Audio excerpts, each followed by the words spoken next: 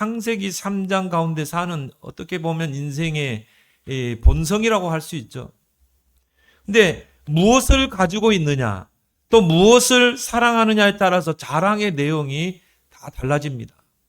또 가치관에 따라서 그런 자랑의 내용이 다 달라지겠죠. 제가 우리 총회 캠프 외에는 목사님들과 회의차 커피숍에 이렇게 가서 같이 대화를 나누는데요. 옆에 테이블에 아주머니들이 한 5, 6분이 앉아 계세요. 1시간을 제가 회의를 하는데요. 들어봤거든요. 왜 들어봤냐면은 자기 자랑, 자식 자랑. 아주머니가 막 자기 자식 자랑을 하는 거예요. 우리 아들이 뭐 공부 잘해서 뭐 좋은 대학에 갔다고 하니까요. 또 옆에 아주머니가 그러냐고 하면서 또 자기 자랑하는 거예요. 우리 아들은 이런 정말 기능이 있어가지고 좋은 뭐 직장에 취업했다. 나중에 자식 자랑으로 시작했던 게 남편 자랑, 돈 자랑, 집 자랑. 1시간을 내가 들어봤거든요. 1시간 동안 열변을 토하는 거예요. 서로 지지 않게 해세요. 그럼 자랑을 늘어놓는 것입니다.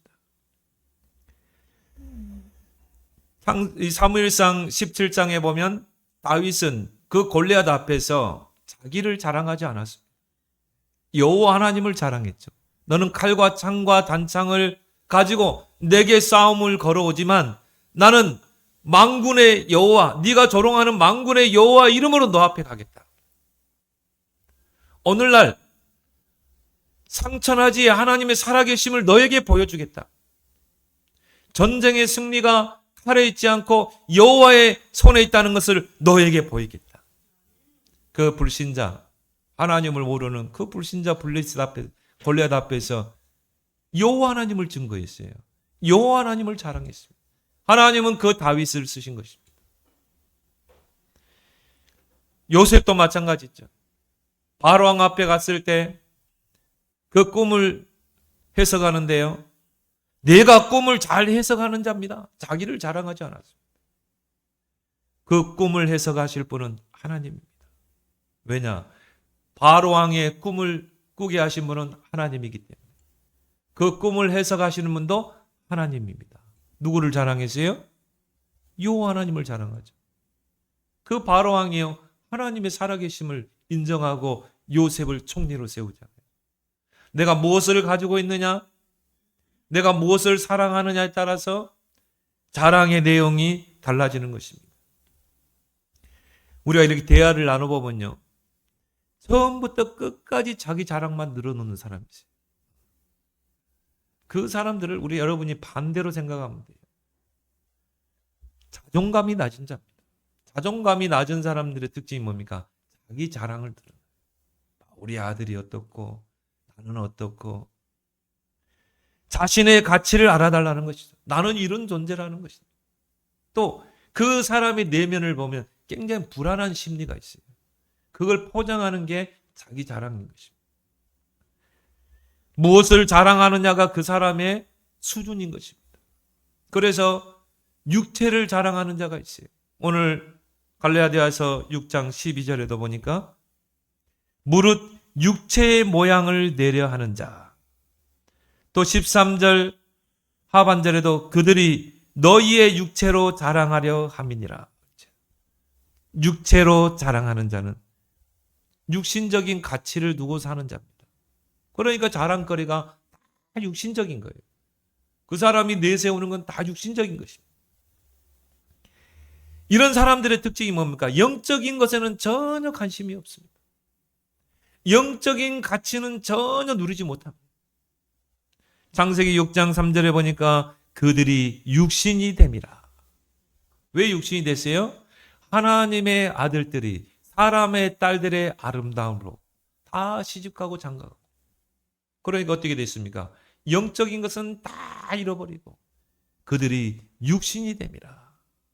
그래서 성경은요, 불신 결혼을 금합니다. 저를 보면 처녀 때는 믿음이 좋아요. 새벽 기도도 하고 교회도 열심히 다니고 하나님 앞에 헌신하고. 근데 불신자 만나 결혼하잖아요. 그 영적인 거 다 까먹어버려요. 완전 육신적인 사람, 세상적인 사람으로 다 바뀌게 돼 있어요. 그들이 육신이 됨이라. 영적인 축복을 놓치니까 육적인 기준을 쫓아 살 수밖에 없는 것입니다. 육신적인 것밖에 내세울 게 없는 것입니다. 그래서 마태복음 6장에 보면 무엇을 먹을까, 무엇을 입을까, 무엇을 마실까, 거기에 모든 생을 오래합니다. 의식주의. 불신자는 그렇다 치고더라도 신자가 그런 삶을 산다. 모든 걸 육신적인 가치에 두고 모든 걸 육신적인 것에 생명 걸고 산다. 얼마나 불신한 인생입니까? 영적인 일에는 전혀 관심이 없고 하나님의 일에는 전혀 관심이 없고 육신적인 삶을 산다. 어떻게 하나님께 축복을 받겠어요? 그런 사람들의 특징은 모든 자랑거리가 다 육신적인 것, 세상적인 것입니다. 요한일서 2장 16절, 17절에 육신의 정욕, 안목의 정욕, 이생의 자랑이니 이것이 하나님께로부터 온 것이 아니라 세상으로부터. 세상의 기준, 육신적인 기준을 사니까 이런 세상 것이 자랑인 것입니다. 누가복음 16장에도 보면 그 거지를 보세요. 그 부자를 보세요. 영적으로는 완전 거지죠. 돈은 많고 그러니까 돈을 허비할 데 없으니까 매일 술 파티를 하는 것입니다. 매일 술 친구 데려와가지고 집에서 파티를 하는 거예요. 그 사람만큼 불쌍한 사람도 없어요. 왜? 그 마음에 하나님 없지. 영적인 거 없지. 그러니까 친구들도 믿음의 친구들이 있는 게 아니라 다 그런 친구들. 그리고 결국 그 영혼이 죽으면 뭐 그거 가지고 갑니까? 결국은 지옥에 가잖아요. 지옥에 가서 후회하는 것입니다. 그게 바로 하나님 떠난 인생인 것입니다. 육신적인 것에 모든 걸 두고 사는, 가치를 두고 사는 사람이죠. 말세 때는 더 그럴 겁니다. 말세 때는 영적인 기갈 시대가 옵니다. 말세 때가 되면 사람들이 기도 생활 안 하게 돼요. 예배 생활 대충 하게 됩니다.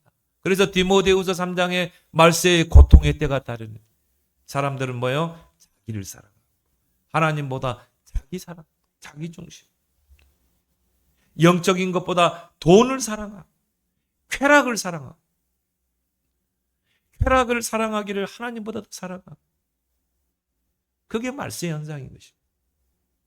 이런 데서 돌아서라는 것입니다.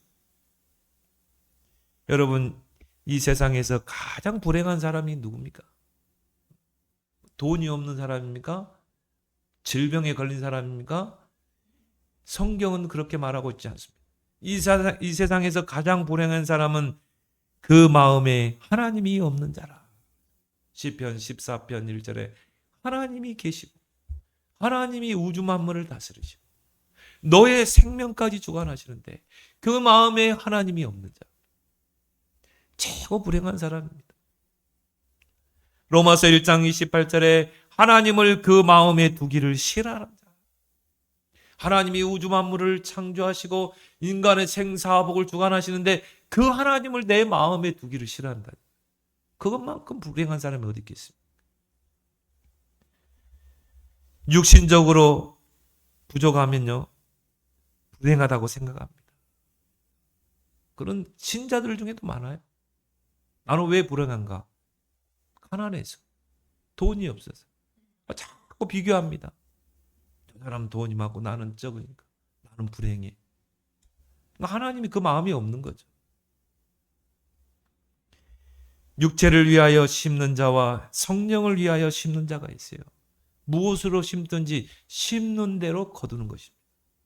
내가 육체를 위하여 심으면 어떻게 됩니까? 갈라디아 6장 8절에 자기의 육체를 위하여 심는 자는 육체로부터 썩어질 것을 거두게 됩니다. 성령을 위하여 심는 자는 성령으로부터 영생을 거두리라. 구원받았음에도 불구하고요. 평생 자기 육체를 위해 심는 자가 있어요. 평생 육체를 위해서 투자하는 자가 있어요. 기도도 보면 육신적인 거예요. 하나님도 내 욕심을 채우는데 하나님을 도구로 사용해요. 기도도 뭡니까? 내 욕심을 채우는데 그 기도를 사용하는. 주여 주여 하는데도 내 욕심 채우기 위해서. 들어보면요, 다 육신적인 기도. 무엇을 먹을까, 마실까, 입을까.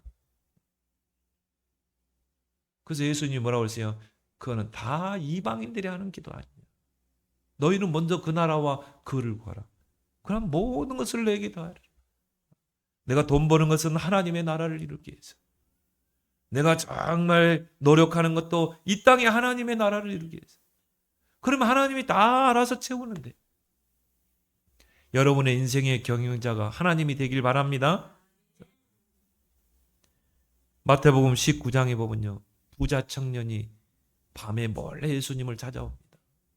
이 사람은 돈이 많아요. 근데 갈급했어요. 그래서 예수님 앞에 와서, 예수님, 어떻게 하되 영생을 얻을 수 있습니까? 예수님이 곧바로 거듭나지 않고는 하나님 나라에 갈 수 없느니라.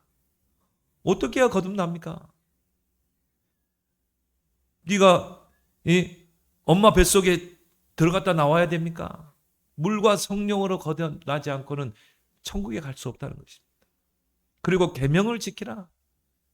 그러니까 이 부자 청년, 나는 어려서부터 계명을 다 지켰습니다. 근데 네가 한 가지 못한 게 있어. 너의 그 재산을 다 팔아서 가난한 사람들에게 나눠주고 나를 따라와. 근데 그 부자가 어떻게 했어요? 근심하고 돌아가. 왜? 그 사람의 모든 기준은 믿는 사람이에요. 하나님의 계명을 어릴 때부터 지켰던 사람. 근데 이 사람의 모든 기준은 뭐예요? 육신적인 거. 그러니까 예수님이 그 사람을 간파하고 그거 다 팔아서 가난한 사람에게 주고 나를 따라올 수 있느냐? 그 사람이 돈이 많음으로 근심하며 돌아가요. 그때 예수님이 뭐라고 그랬어요? 부자가 천국에 가는 것이 낙타가 바늘기로 들어간 것보다 다르다. 여러분, 낙타가 어떻게 바늘기로 들어갑니까? 돈이 우상이 되고 돈이 내 인생의 행복이 되고 기준이 된 사람은요, 하나님 믿기 힘듭니다.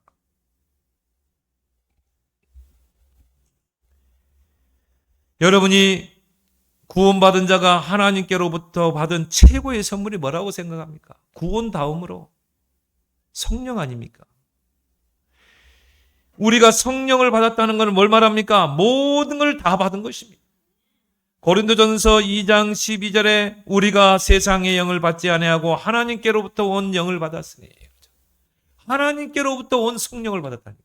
성령이 우리 안에 내주해 계시죠. 성령이 우리와 동행하시죠. 성령이 우리의 삶을 인도해 가시죠. 우리가 기도하면 성령이 역사하죠. 우리가 능력이 없으면 성령 충만 속으로 들어가면 권능받고 증인되기라. 우리에게 하나님이 최고의 선물을 주셨어요. 성령을 우리에게 보내신 것입니다. 그래서 여러분은 최고 부유한 자인 줄 믿습니다. 여러분이 현실이 가난합니까? 아닙니다. 여러분 최고의 부자예요. 그래서 바울은 고린도후서 6장 10절에 보니까 가난한 자 같으나 모든 것을 가진 자라. 가난한 자 같으나 모든 사람을 부욕케 하는 자라. 왜? 성령의 내주. 아니 여러분, 세상 것 다 가져도 구원받지 못하면요, 그것만큼 불행한 사람이 어디 있겠습니까? 그래서 구원받았음에도 육신적인 것에 미련이 남아 사는 자들이 많습니다. 육체를 쫓아 사는 자들이 많습니다. 고린도전서 2장 14절에 육에 속한 자는 하나님의 성령의 일을 받지 아니하니 저희에게는 미련하게 보이며 깨닫지도 못하니. 하나님의 성령의 일이 뭡니까? 성령이 우리 안에 내주하셔서 우리를 인도하시고 우리를 통해 역사하시고, 그게 성령의 일 아닙니까? 이것이 미련하게 보이는 것입니다. 왜 기도하지 않죠? 왜 기도하지 않습니까? 성령의 일이 미련하게 보입니다.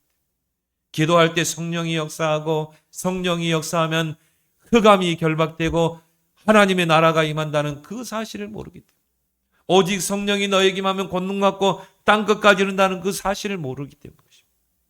그래서 육체를 자랑하는 자. 두 번째는 뭡니까?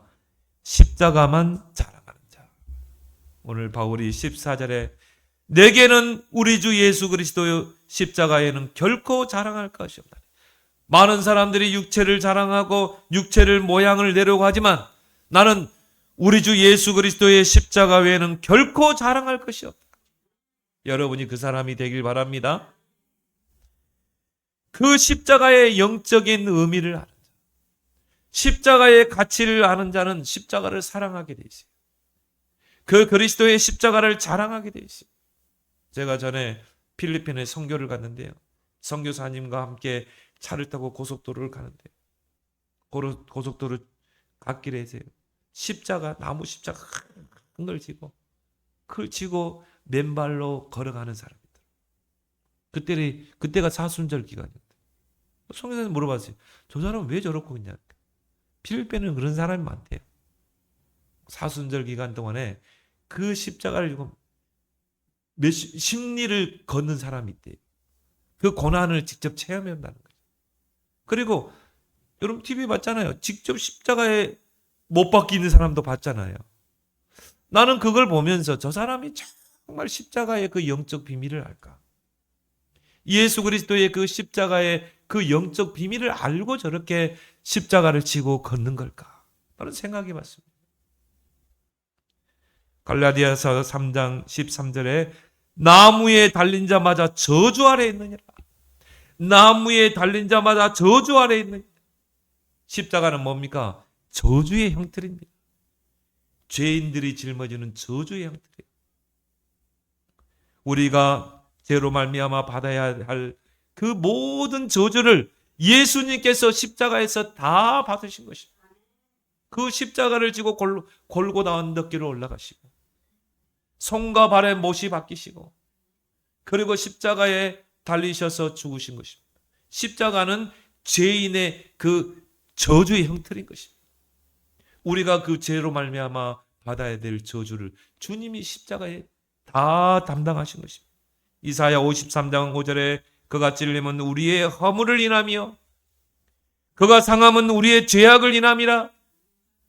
그가 징계를 받음으로 우리가 평안을 누리고 그가 채찍에 맞음으로 우리가 나음을 입었도다.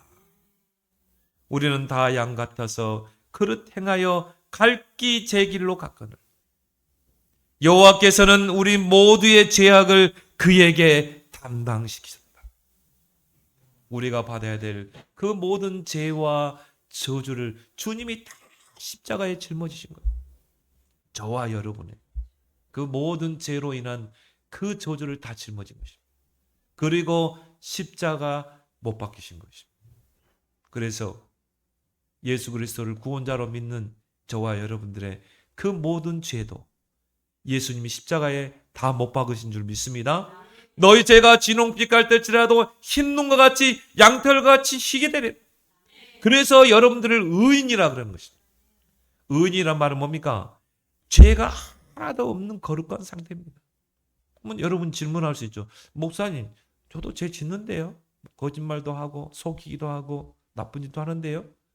근데 우리가 구원받기 전에 짓는 죄와 예수 그리스도를 통해 모든 죄 사함을 받은 하나님의 자녀가 짓는 죄는 다릅니다. 그래서 우리는요, 죄를 지면 어떻게 합니까? 하나님 앞에 회개하는 거죠. 근데 솔직히 여러분이 마음으로 생각으로 행실로 짓는 모든 죄 다 회개할 수 있습니까? 없어요. 그래서 성령이 여러분 안에서 성령이 여러분의 죄를 가지고 하나님 앞에 탄식하며 중보기도 하는 것입니다. 그래서 우리는 뻔뻔스럽게도 또 하나님 앞에 갈 수 있는 것입니다. 여러분 어제 죄 안 지었어요? 마음으로 생각으로 죄 안 지었습니까? 그럼에도 불구하고 우리는 뻔뻔스럽게 또 십자가를 붙잡는 것입니다. 왜? 주님이 여러분의 모든 죄를 다 짊어지셨어요. 짊어지시고 십자가에 못 박히신 것입니다. 여러분의 모든 죄와 저주를 십자가에 다 못을 박은 거예요. 그래서 우리는 모든 문제가 다 끝난 줄 믿습니다. 그래서 하나님이 여러분을 의인이라 칭해주는 것입니다. 죄인이 아닙니다. 의인으로 칭해주는 것입니다. 그 의인들이 죽어서 가는 게 천국이라 이 말이에요. 우리는 다 양 같아서 그릇 행하여 각기 제 길로 갔거늘 여호와께서는 우리 모두의 죄악을 그에게 담당시키셨다. 우리가 착한 일 하나 하면 죄가 하나 없어지고 선을 많이 행하고 공덕을 많이 쌓아서 탑같이 이렇게 쌓아서 우리 죄가 하나하나 없어지는 게 아니라 이 말이에요. 우리의 그 선과 공덕으로는 털끝만한 죄도 해결할 수 없어요. 왜 그런 줄 아세요? 그 죄의 배후에는 사단이 있기 때문에 그래요. 해결 안 됩니다. 석가도 그런 이야기 했어요. 시타르타도 우리 죄가 저 수미산 같이 높을지라도 그 죄를 해결할 수가 없는 것입니다. 많은 여자들이 보면요, 귀에다가 십자가 목걸이, 큼직한 십자가 귀걸이 목걸이 차고 다는데요, 나는 그걸 딱 보면서요, 저거 저주의 형틀인데, 저주의 형틀. 저 의미를 알고 저 십자가 귀걸이, 저 의미를 알고 십자가 이 목걸이 차고, 또 어떤 사람 문신까지도 새겨. 의미를 알고 저 새길까? 그 필리핀의 그 나무 십자가를 지고 가는 사람이요, 저 사람이 십자가의 그 의미를 알고 저 십자가를 지고 가는 걸까? 바울의 인생을 한번 볼 필요가 있습니다. 그리스도를 알기 전 바울은 십자가를 핍박하는 자였어요. 예수님의 제자인 스데반 집사가 처형당하는데 증인으로 섰던 사람. 우리 주변에 그런 사람 많잖아요. 교회 하면 막 화를 내고, 목사 욕하고 교회 욕하고 예수 욕하고 막 그런 사람 많잖아요. 근데 여러분이 그 사람이 언제 변화될지 모른다니까. 그 바울이 바로 그런 사람이었습니다. 대제사장에게 다메섹에 있는 그 그리스도인들을 체포해가지고 예루살렘으로 끌고 오는데 그 공문을 받아들고 다메섹으로 간 것입니다. 그래서 그리스도인들을 완전히 잔멸시키려고, 교회를 다 잔멸시키려고 다메섹을 향해 갑니다. 그런데 그 다메섹에서, 그 다메섹 도상에서 하늘에서 강한 빛이 바울에게 비칩니다. 그리고 거기서 예수님의 음성이 들립니다. 사울아, 사울아, 네가 어찌하여 나를 핍박하느냐? 당신은 누구십니까? 나는 네가 핍박하는 그 예수가, 그 바울이 그토록 핍박했던 그 예수의 음성을 들은 것입니다. 그리고 그 강렬한 빛에 사울의 눈이 어둡게 됐어요. 그 눈이 어두운 상태에서 바울은 많은 생각을 했겠죠. 내가 예수 믿는 사람이 막 이를 갈고 잡아 죽이는데 앞장섰던 내가 아니냐? 예수 이야기만 조롱하고 무슨 교회 욕하고 목사 욕하고 했던 인물 아니냐? 근데 그 예수가 직접 인생 가운데 찾아온 거예요. 소경이 눈이 어두우면서요, 많은 생각을 했을 거죠. 사람들이 눈이 어둡게 된 그 바울을 다메섹까지 인도해 갑니다. 근데 그 다메섹에 누가 있었어요? 아나니아라는 그리스도의 제자가 있었던 것입니다. 그 아나니아라는 제자에게 예수님께서 말씀을 주십니다. 아나니아라, 집가라 하는 거리로 가서 사울이라 하는 그 사람을 찾으라. 주님, 그 사울에 대해서는 지금 예루살렘에 소문이 퍼졌습니다. 예수 잡아 죽이는데 앞장섰던 인물이고, 스데반 집사 돌로 쳐서 사형시키는데 증인으로 섰던 사람이고, 그 사람이 대제사장의 공문을 받아들고 지금 다메섹에 그리스도인 잡아서 예루살렘에 끌고 가려고 오던 인물이라고 하던데요. 예수님이 뭐라고 그래요? 그 사람은 내 이름을 이방인과 임금들과 이스라엘 자손들에게 전하기 위하여 택한 나의 그릇이다. 아니, 예수를 핍박하고 예수 그리스도인 잡아 죽이는데 앞장섰던 그 사울이 예수님의 택한 그릇이래요. 이방인들에게, 임금들에게 예수 그리스도의 십자가의 복음을 전할 택한 그릇이라는 것입니다. 그래서 아나니아가 사울을 만나게 됩니다. 집으로 데려와서 예수 그리스도의 복음을 전합니다. 그토록 증멸했던 그 예수 그리스도의 복음을 그 사울에게 전합니다.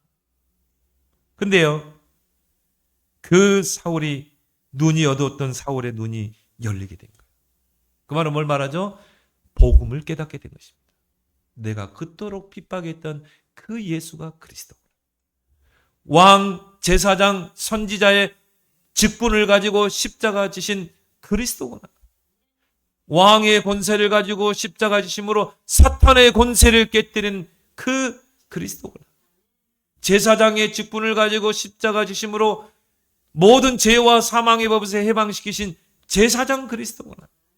선지자의 직분을 가지고 십자가 지심으로 하나님 만나는 길을 여신, 그 다리를 놓으신 그 선지자 그리스도구나. 이 복음을 깨닫게 된 거예요. 바울의 눈이 확 열린 것입니다. 그러면서 그 예수를 핍박하고 그 교회를 참멸하는데 앞장섰던 그 바울이요, 전도자로 바뀌는 것입니다. 그 교회를 핍박했던 그 바울이 예수가 그리스도라는 그 사실을 증거하는 증인으로 서게 된 것입니다. 전도자로 바뀐 것입니다. 그래서 우리 한국교회에도 김익두 목사라는 사람이 있어요. 평양의 대깡패입니다. 그래서 이 사람이 얼마나 이 나쁜 짓을 했냐면요, 아기가 울면 야, 김익두 온다, 김익두 온다. 아기가 울음을 그쳐. 얼마나 나쁜 짓을 했겠죠. 막 주먹 가지고 막 사람 패고 뺏고 막 돈 뜯어내고. 그 평양의 대깡패예요. 이 사람이 술을 먹고요, 남의 외막에 누워서 자는 것입니다. 근데 이 사람, 이 김익두가 사람을 잘 만났어요. 그 외막 주인 누구냐? 교회 장로예요. 이 젊은이가 이 대낮에 술 처먹고 뭐 하고 있냐고. 그러면서 이 김익두에게요, 그리스도의 복음을 전한 것입니다. 예수가 바로 그리스도다. 너를 죄를 씻기 위해서 예수님이 십자가 진 거다. 너를 사단의 권세에서 구원하기 위해서 십자가 지신 분이다. 거기에 성령이 역사한 것입니다. 이 김익두가요, 거기서 예수님을 구원자로 영접한 것입니다. 하나님의 자녀로 바뀐 것입니다. 그래서 이 평양의 대깡패 김익두 목사가 그렇게 나쁜 짓 했던 그 깡패 조폭이 전도자로 바뀌었어요. 그래가지고는 만나는 사람마다요, 복음을 전하는. 이 평양에서는 김익두라는 사람 모르는 사람이 없어요. 만나는 사람마다 붙잡고 예수님. 또 전도할 때가 많으니까 딱 두 마디로 복음의 내용을 축소했어요. 예수 천당, 불신 지옥. 너 예수 믿으면 천당 가. 너 예수 믿지 않으면 죽어서 지옥 가. 그래서 너 오늘 예수님 영접해야 돼. 얼마나 많은 사람들이 김익두의 그 전하는 예수 천당, 불신 지옥에 복음 받고 예수 영접하고 구원받는 줄 몰라요. 평양의 대전도자가 됐습니다. 나중에 목사가 돼가지고 하나님께 크게 쓰임 받았죠. 그 조폭도 변화시키는 분이 예수 그리스도인 줄 믿습니다. 그렇게 교회를 핍박했던 그 사울을 하나님이 예수님께서 다메섹 도상에서 부른 것입니다. 전도자로 바뀐 것입니다. 그 바울이 빌립보 1장에서 한 고백이 뭡니까? 내게 사는 이가 그리스도니 죽는 것도 유익하다. 그 말은 뭘 말합니까? 내가 그리스도를 알게 되고 내가 그리스도가 내 안에 계시니까 지금 죽어도 괜찮아. 지금 죽어도 괜찮아. 참, 우리 인생은요, 알 수 없잖아요. 지금 죽어도 괜찮아. 빌립보 2장에는 뭘 말합니까?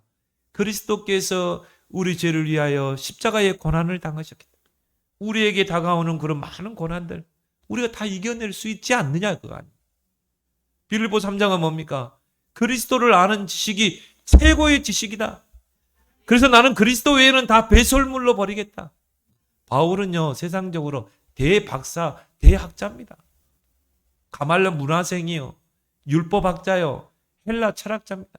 그런데 그리스도를 아는 지식이, 이 복음의 지식이 가장 최상의 지식이기 때문에 나는 이런 걸 다 배설물로 버리겠다. 나는 오직 예수 그리스도의 이 복음의 지식 가지고 나는 그리스도의 증인으로 살겠다는 것입니다.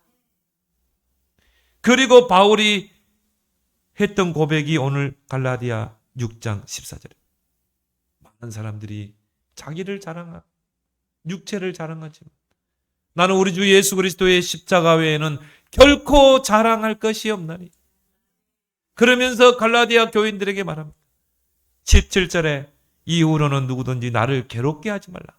내가 내 몸에 예수의 흔적을 지니고 있노라. 예수의 흔적을 지니고 있노라.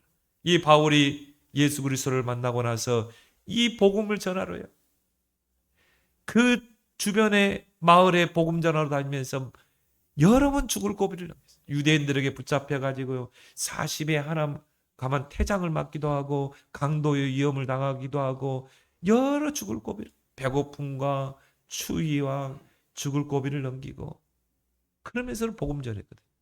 예수의 흔적이 내게 있다. 여러분에게는 무슨 흔적이 있습니까? 여러분 몸에 예수의 흔적이 있길 바랍니다. 예수 그리스도 믿는다는 것 때문에 받는 핍박, 예수 그리스도를 통해 내가 정말 하나님의 축복을 받는 것, 예수의 흔적을 지니고 다니는 여러분 되기를 바랍니다. 그렇다면 결론적으로 뭡니까? 내 인생의 자랑은 무엇인가? 여러분의 인생의 자랑은 뭡니까? 한번 이번 주간 한번 곰곰이 한번 생각해 보세요. 이번 주간이 고난 주간입니다. 나의 인생의 자랑이 뭔가? 저의 간증을 잠깐 해보겠습니다.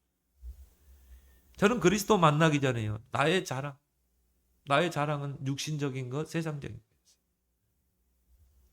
어릴 때부터 교회를 다녔습니다. 어릴 때부터 교회를 다녔는데 복음 아닌 다른 것들이 들어왔어요. 그게 들어와서 각인되고 뿌리내리는, 이게 창세기 3장, 6장, 11장 정확해요. 하나님보다 나 중심, 영적인 축복보다 육신적인 것. 그래, 돈 있어야 돼, 육신적인 게 있어야 돼, 성공, 출세, 이게 내게 딱 들어왔다니까요. 어릴 때부터 교회 다닌다니까. 목사님이 교회 정치라고 하면 교회 가서 정치고 했다니까요. 어릴 때부터 교회를 다니고 신앙생활을 했어요. 주일학교 때 이 복음을 알려주는 사람이었어요. 예수 그리스도의 복음을. 저희 집이 가난하다 보니까요, 부모님께 듣는 말이 돈 없다, 돈 없다. 부모님이 돈 때문에 싸우고 돈 때문에 근심 걱정하고 이걸 듣고 자랐다니까요. 부모님들이 밤에 잠을 안 주무시고 두 분이 대화하는 내용을 옆에서 듣잖아요. 그때는 한 방에서 다 가족들이 같이 자잖아요. 그러면 늘 돈 걱정, 근심 걱정. 이것도 어떻게 해야 되지? 이걸 어떻게 막아내지? 그러니까 나도 모르게 내게요, 이게 그리스도의 복음이 각인돼야 되는데 돈, 그래, 돈 있어야 돼. 어릴 때 돈 없으면 사람 행세도 못해. 돈 있으면 다 할 수 있어. 돈이 없어서 저러구나. 성공해야 되구나. 출세해야 되구나. 이게 다 어린 나이에 각인되는 거예요. 이게 각인되니까요, 하나님이 안 믿어지는 거 있죠. 돈이 각인되니까 하나님이 안 믿어져. 그래서 중학교 때 내 발로 하나님을 떠났습니다. 하나님이 안 믿어지는데 어떻게 교회에 앉아 있을 수 있어요? 그래서 성공을 위해서 열심히 뛰었어요. 20대 때 여러분 자가용 있고 오토바이 좋은 거 있잖아요. 있다면 성공한 거 아닙니까? 나름대로 현대자동차에서 출세 가도를 달렸기 때문에. 근데 20대 때 내게 병이 와버렸거든. 그냥 회사에서 퇴직을 할 정도로. 의사가 이제 휴직하고 집에서 휴양해라. 그 정도로 복수가 차고 그 정도까지 병이 온 거예요. 근데 그게 이제 내가 다시 하나님께로 가게 되는, 다시 교회로 가게 되는 계기가 됐습니다. 열심히 신앙생활을 했습니다.